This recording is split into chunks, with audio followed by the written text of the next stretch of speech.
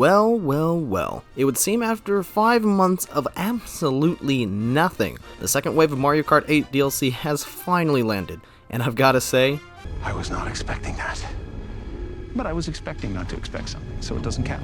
it would seem as though Nintendo actually listened to their players for once, because Wave 2 of the Booster Course DLC is leagues better than Wave 1, both in terms of tracks chosen for this wave and the graphical quality of them. Of course, I still have my fair share of issues with them that I'll lay out when I get to them, but Nintendo really improved on themselves here, and I'm impressed. Because instead of just moving forward and leaving any track as it is, where they may or may not have been the bare minimum, they've instead actually gone back and improved the tracks in Wave 1, like how they implemented a small change where the dirt will now show up on tires, when originally the tracks didn't do that, which I didn't even notice since it was such a small, minute detail. But then, they actually did something major. They changed the Shy Guys in Coconut Mall, from doing absolutely nothing at all to going after the blood of the innocent. I haven't even done the new Grand Prix of Wave 2 yet, and I'm already super impressed.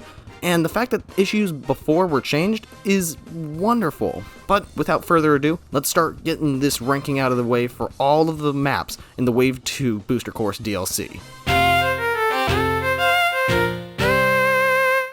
I honestly don't know what to say about this track really. Mario Circuit 3 is just fine. It's nice that the original Super Mario Kart track is back, but nothing here has been changed and it feels really lacking because of that. There should have been some fun additions made to this one in order to make it feel at least a little new. Like put it in an upper level such as with Ninja Hideaway or something. I mean, they changed some of Calamari Desert, so I don't see why they couldn't here.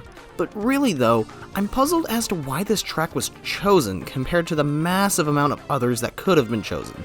Like, you're telling me that something like Rock Mountain wouldn't have been a better option as a first track on this Grand Prix? This is literally better in every single way!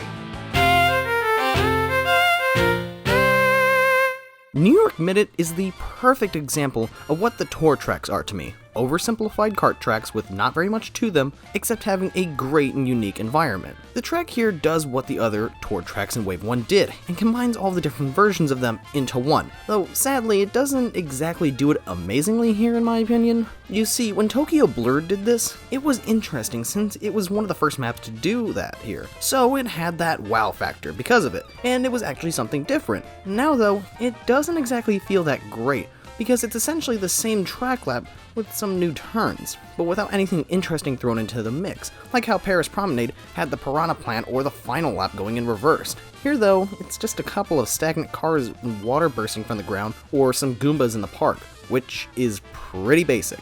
Luckily, the thing that helps keep this track above basic is the environment. I mean, the neon lit billboards with all the fun advertising, the dimly lit park section, and the fun theater. I love looking around at everything going on in this track. The visual improvement from Wave 1 is made clear as day, immediately from just looking at the track in the opening.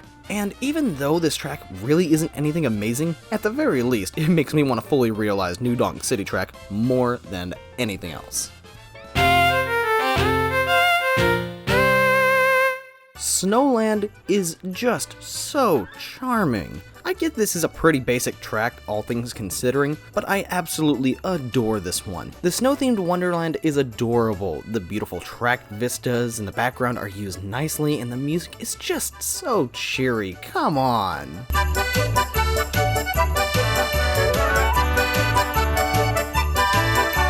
To me, this is what a simplistic map should be. Not too many obstacles, simple but fun shortcuts, and a beautiful environment. Plus, this is one of the Super Circuit tracks, so it had a bit of an excuse to be simplistic here. The addition of having the whole track have slippery roads was also smart as well, since it helps force drivers to be a little more attentive than usual. So even though this isn't an insanely difficult track, it is so adorable and absolutely lovely. It brings enough here in terms of charm and atmosphere to be alright in my book. I'll be glad to come back to this one again and again. Sydney Sprint is a very interesting track in my opinion, because this is pretty much the opposite of New York Minute to me, where instead this one has a somewhat bland atmosphere with it being a sunny day in a city and nothing else really to it besides a couple of things here and there. But on the other hand, the track design here is actually pretty good. This isn't the most complicated map, but it provides enough differences throughout the course to keep you on your toes and react accordingly.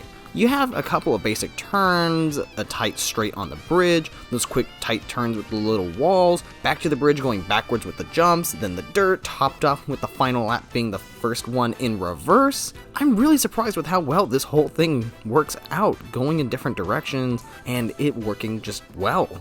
I do wish there was a little bit more to this track to help it stand out a bit more, since someone could confuse it with something like Toad Harbor to a certain extent. But as it stands, Sydney's Sprint is surprisingly good, with a fun track design and one I'll always look forward to racing on again. Out of all the maps on this list, Sky High Sundae is probably the one that encapsulates all of my issues with the previous DLC wave, and addresses them. You see, one of the problems I pointed out was how the roads were way too open and nothing going on in them. Tokyo Blur was the main culprit of this specific issue, with there being long stretches of road with no obstacles or anything in general happening in them, compared to here where the roads are now narrow as hell with massive jumps and threats of falling off always being a thing. Although Sky High doesn't have any direct obstacles like in Tokyo, the track design makes up for that, where here we get our first zero-G track for the DLC, though it doesn't do that much and it feels a little more tacked on than anything else, but it changes how the course feels, making it feel more floaty, which makes the massive jumps here a little more dangerous, coupled with people constantly throwing crap at you to make it even worse. Though that floatiness does feel a little unnatural and can throw people off, since this seems to be the only map where this occurs. Additionally, I do think that this one is also the least polished looking map of Wave 2.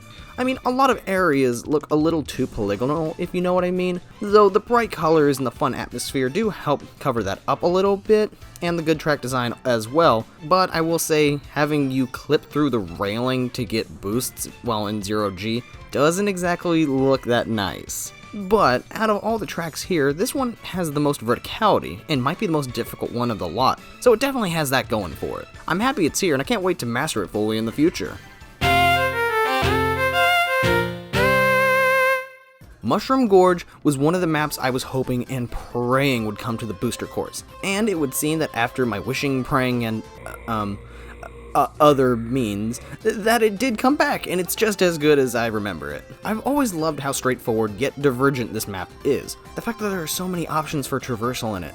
To go to the different areas, the trade-offs are going this way and getting the boost pads, and getting 2 items perhaps. The cave as well, with going in the regular path with the glider, or going not with the glider on the very left, or just going on the right and not jumping as much. It's just wonderful. I love the track design. And the glow-up this track has received has been amazing. I mean, the cave in particular has never looked this good before. The glowing crystals are just the cherry on top. I'm glad they brought this map back, and I cannot wait to see other Wii era tracks come back and get this kind of visual update, especially if they're as good as this one. Please, can we get Koopa Cape?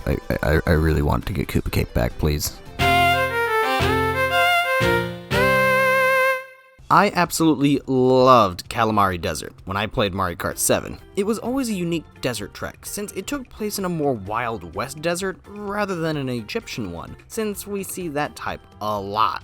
Plus, this one has the train going through the whole track. Although very basic with only the turns and timing, the train being the one obstacle here, I think that the basic design of this course plays into its favor, since it's fairly open with no sharp turns, and since they kept the glider pads from 7, it helps add more chaos to the whole track. However, the best part of what makes this version so good is making the second lap go inside the train tunnel, which may not seem like an insane change on the outside, but it shakes up the track design more than you would think, since people now have to stay on the sides of the track to avoid the train, meaning they can't really drift unless they want to tempt fate and perhaps hold on to a certain item until their enemies are in a good spot and they can finally hit them. Then once you exit the cave, you have to decide if you want to go back on the dirt or stay on the tracks when leaving the tunnel. I'm just really surprised with this map.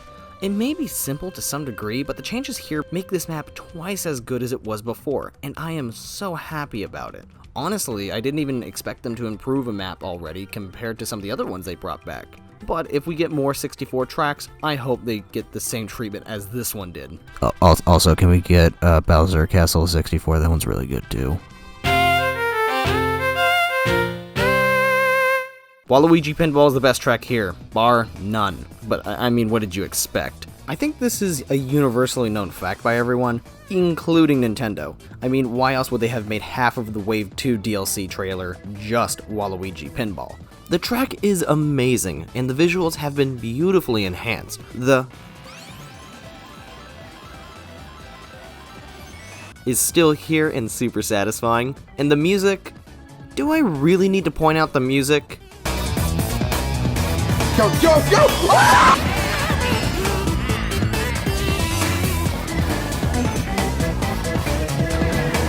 But seriously though, Waluigi Pinball was and still continues to be an amazing track in its entirety. With tight turns, neatly used obstacles that fit insanely well with the fun environment, it's just as good as before. Though a couple of things are missing here, such as the theme being the Wario Stadium version of the track, as some people have pointed out.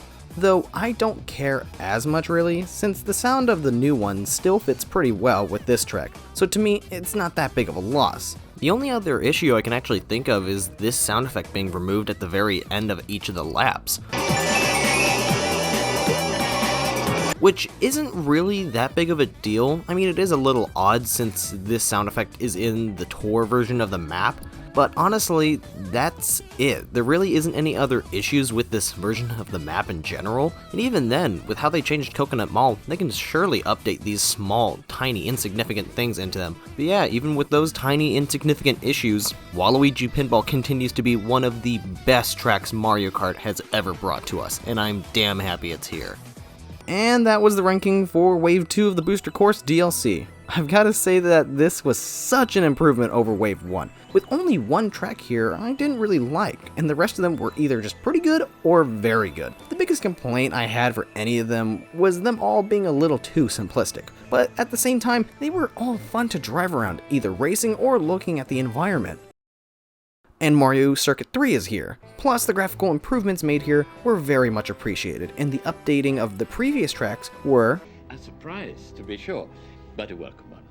I don't think I'm ever going to get over Nintendo actually listening to this feedback for a while. But this gets my hopes up even higher for what they'll do for Wave 3, especially since I wasn't as impressed when Wave 1 came out, but now I cannot wait to see what Wave 3 will bring. Though with how long the wait was between Waves 1 and 2, it's probably going to be a while till we see anything on Wave 3 and what tracks will be added. But until then, see you guys next time. Thanks for watching.